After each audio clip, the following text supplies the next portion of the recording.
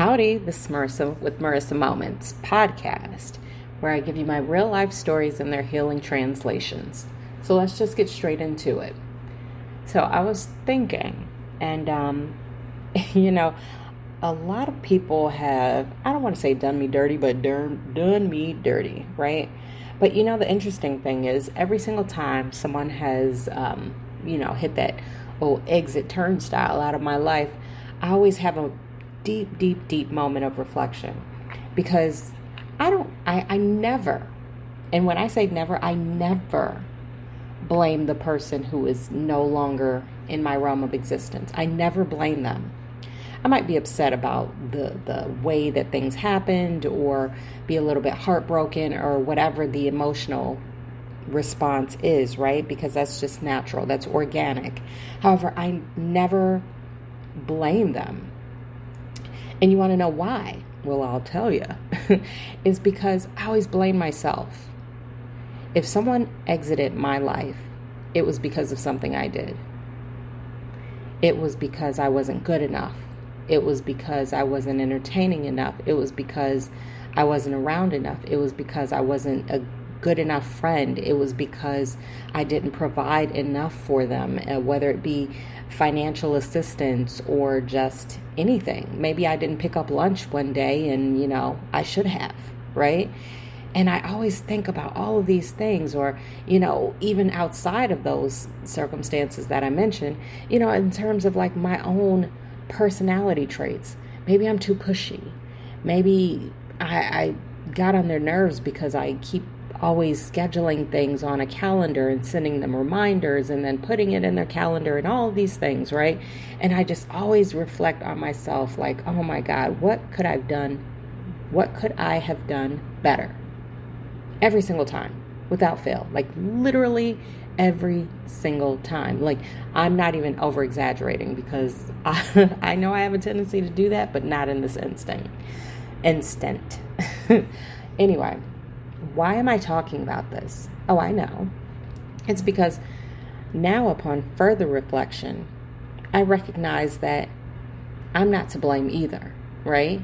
And I'm looking at things the entirely wrong way. I keep looking for some sort of causation. I keep looking for some sort of beautifully wrapped gift that gives that perfect amount of closure, even though I always said that I don't need closure because I'm hardcore, right? When in reality, I didn't need closure, but I would beat myself up about it, and I would go over the situation over and over and over, like obsessively, until I could try to figure out about 10,000 different potential scenarios and reasons why whatever happened, right? And they typically would all lead back to me. It was also a way to kind of keep me in this whole victim mentality, right? Because it gives me a great way to beat up on myself.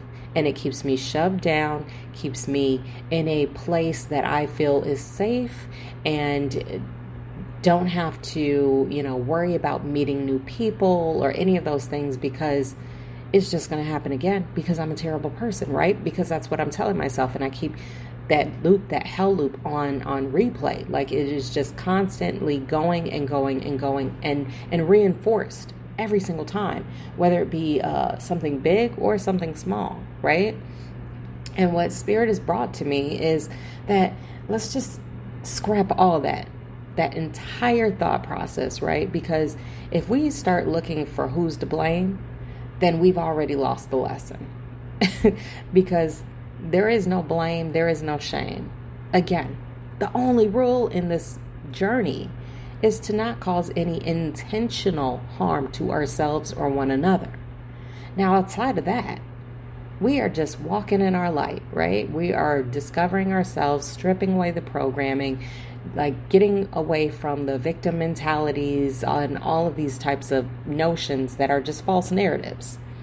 So now I look for the lesson. What is it teaching me? Or not just what is it in terms of that exit teaching me? What is that relationship teaching me? How have I grown from being in that relationship, whether it be a friendship, or any other type of ship, right? Let's talk about a boat. No, I'm just kidding. But seriously, like, what did we gain from it? What did we learn from it? What is it trying to teach us?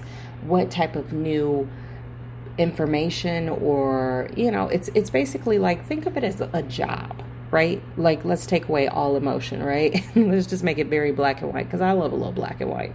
So when we think about it in those terms, what we have to do is think about it in terms of what skills did that new job, that relationship job, teach us.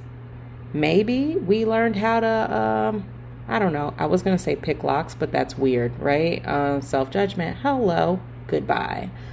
But, what did we learn? Maybe we learned how to navigate different surroundings or be around different people. Or maybe we learned about a new author. Maybe we learned about a new restaurant. What did we learn, right? And that's what Spirit wants us to take with us, not the who's to blame and who's doing worse right now or who's doing better and all of those different types of things. Because when we start allowing ourselves to get caught up in those types of thought processes, then we miss the whole point. And then Spirit and our ancestors are behind us like, God, rolling their eyes like, here we go again, guys, take it from the top. He or she or they didn't get the lesson.